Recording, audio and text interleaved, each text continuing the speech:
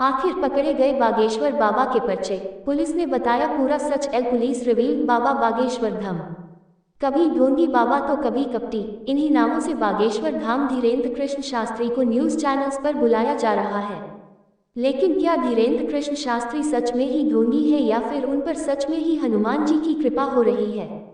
दोस्तों, आज के वीडियो में हम धीरेन्द्र कृष्ण शास्त्री के बारे में तो जानेंगे ही, लेकिन साथ ही बागेश्वर धाम के बारे में भी जानेंगे। तो चलिए बिना समय गवाए बढ़ते हैं आगे।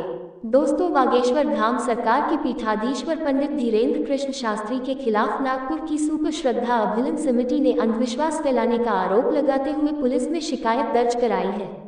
साथ ही महाराष्ट्र के नागपुर शहर में कथा को बीच में छोड़कर भागने का भी उन पर आरोप है। कहा गया, धीरेन्द्र शास्त्री ने संस्थान की चुनौती को स्वीकार नहीं किया और वो वहां से भाग गए। 26 साल के धीरेन्द्र शास्त्री इस बात का दावा करते हैं कि उन पर हनुमान जी की विशेष कृपा है और उनकी प्रेरणा से वो लोगों की समस्याओं को दूर कर देते हैं। वैसे दोस्तों, ये कोई पहली बार नहीं है कि धीरेन्द्र कृष्ण शास्त्री खबरों में आ रहे हैं। उन पर ऐसे आरोप पहले भी लगते आ रहे हैं। जब ये खबर पूरे इंटरनेट पर वायरल हुई तो धीरेन्द्र शास्त्री ने भी खुले मंच पर सब पत्रकारों को चुनौती दी और उन्हें गलत साबित करके दिखाया। लेकिन आखिर पंडित धीरेन्द्र कृष्ण शास्त्री है कौन और कहां से आए हैं? दोस्तों, मूल रूप से धीरेन्द्र कृष्ण शास्त्री मध्य प्रदेश के रहने वाले हैं, जिन्हें लोग हनुमान जी का अवतार मानते हैं। धीरेन्द्र कृष्णा देश भर में अपने चमत्कार या फिर यूं कह लीजिए कि अपनी सिद्धि के लिए जाने जाते हैं। दोस्तों, माना जाता है कि जो भी व्यक्ति अपनी अर्जी बागेश्वर धाम में लगाता है, बाबा उनकी सभी समस्याओं को एक कागज में लिखकर उसका उपाय बताते हैं। कई लोग इसे उनका चमत्कार मानते हैं तो कई लोग इसे मात्र अंधविश्वास। खैर, जो भी हो, पर इस बात को नहीं नकारा जा सकता कि उन पर कई लोगों की अपार श्रद्धा है, क्योंकि कईयों की पोल उन्होंने मुंह पर ही खोलकर दिखा दी है। असल में दोस्तों, बागेश्वर धाम सरकार नाम से विख्यात धीरेन्द्र कृष्ण शास्त्री एक कथावाचक है। धीरेन्द्र जी का जन्म 4 जुलाई 1996 को छतरपुर के पास ही गड़ागंज गांव में हुआ था। इनका पूरा परिवार आज भी उसी गड़ागंज में रहता है। दोस्तों, इसी छतरपुर डिस्ट्रिक्ट में प्राचीन बागेश्वर धाम का मंदिर भी स्थित है। धीरेन्द्र जी का पैतृक घर भी यहीं पर है।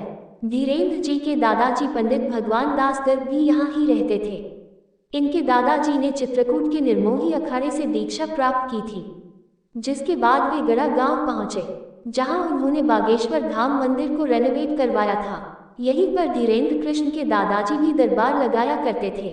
उन्होंने संन्यास आश्रम ग्रहण कर लिया था। धीरेन्द्र महाराज के गड़ागंज वाले घर में उनके माता पिता और उनका एक छोटा भाई भी रहता है। इनके पिताजी का नाम रामकृपाल गर्ग था, जो कि नशे के आदी थे, जिस कारण वह ज्यादा कुछ करते नहीं थे। इनकी माता जी का नाम सरोज गर्ग है, जो एक हाउसवाइफ ही है। धीरेन्द्र के छोटे भाई शालिग्राम गर्ग जी महाराज हैं, वह भी बालाजी बागेश्वर धाम को समर्पित हैं। धीरेन्द्र के पिताजी के कुछ न करने के कारण परिवार की आर्थिक स्थिति बहुत खराब थी। धीरेन्द्र शास्त्री ने अपनी प्रारंभिक शिक्षा गड़ा गांव के ही सरकारी स्कूल से पूरी की थी। आपको जानकर हैरानी होगी कि सिर्फ 12 साल की उम्र में ही बागेश्वर धाम धीरेन्द्र कृष्ण शास्त्री ने प्रवचन देना शुरू किया था। कहा जाता है कि बागेश्वर धाम सरकार धीरेन्द्र शास्त्री जी पर बालाजी हनुमान की असीम कृपा है, जिस कारण उन्हें कई सिद्धियां प्राप्त हुई हैं। धीरेन्द्र शास्त्री जी प्रसिद्ध धार्मिक तीर्थ स्थल बागेश्वर धाम सरकार के पीठाधीश्वर तथा पुजारी हैं। उनके धाम में देश के कोने कोने से कई श्रद्धालु उनके दर्शन के लिए छतरपुर जाते हैं और अपनी अर्जी लगाते हैं।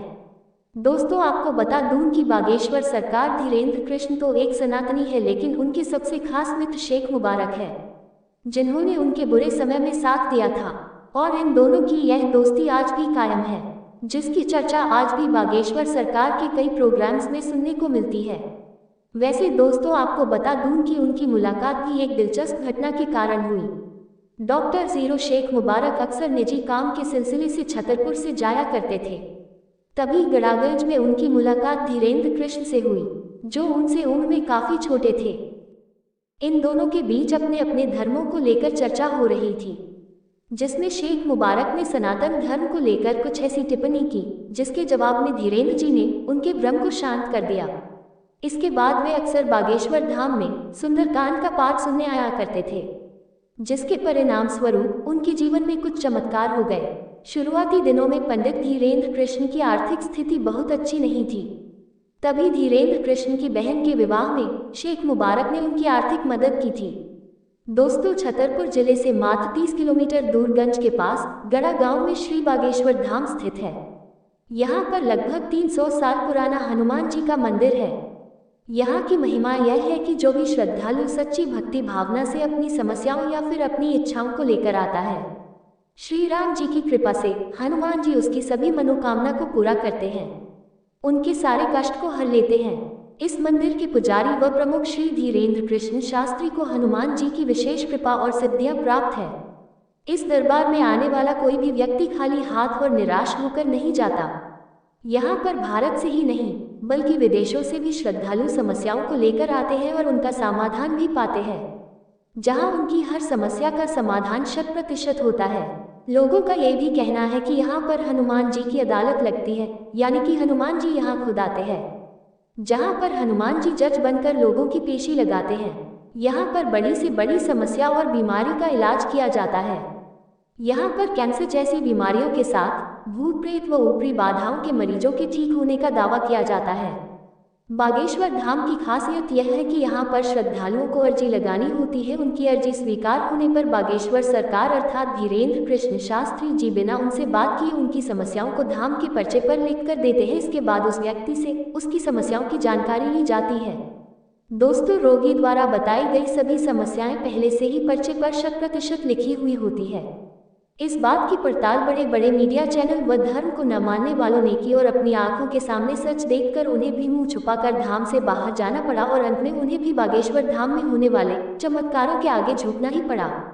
बागेश्वर धाम में होने वाले चमत्कारों को लेकर धीरेन्द्र कृष्ण शास्त्री का कहना है कि उस दिव्य आत्मा से जुड़ने के लिए ध्यान विधि योग का प्रयोग करते हैं। साथ ही उन पर गुरु कृपा भी है, जिसके कारण उनके मन में एक एनर्जी का संचार व अनुभव हो जाता है।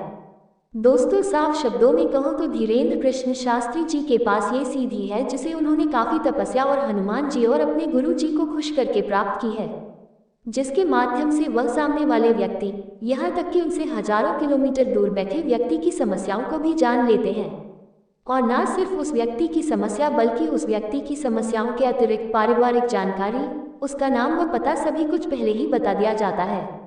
बस ऐसे ही धीरेन्द्र शास्त्री ने सुपर श्रद्धा अभियान समिति द्वारा लगाए आरोप को झूठा साबित कर दिया। धीरेन्द्र शास्त्री ने खुले मंच पे सभी रिपोर्टर्स को कहा कि अब आप किसी भी व्यक्ति को लेकर आओ और उस व्यक्ति के बोलने से पहले ही मैं उसका पर्चा बना दूंगा।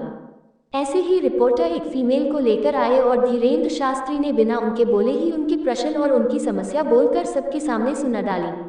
भगवान शिव के बारे में फैलाए गए 5 झूठ के बारे में बताने वाले हैं जो भगवान शिव के लिए अपमानजनक है। उन सभी झूठों का खंडन किया है।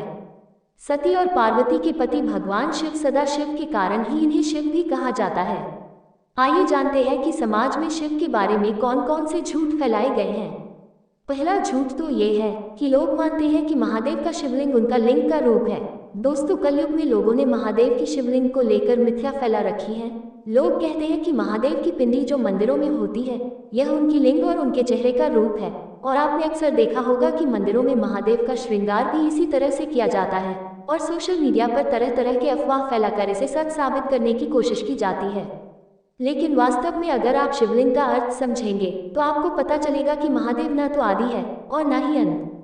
महादेव तो अनंत हैं और इस ब्रह्मांड के निराकार पुरुष निराकार देव हैं। शादी करेगी 17/2 में श्याम की। श्याम थारो खाटू प्यारो और हिट्स ऑफ जया किशोरी हैं। जब बागेश्वर सरकार से जया किशोरी का नाम जोड़ा गया तो जया ने उस पर कोई प्रतिक्रिया नहीं दी, लेकिन वे कथा के दौरान कई बार कह चुकी हैं कि उनके पहला प्यार भगवान कृष्ण हैं।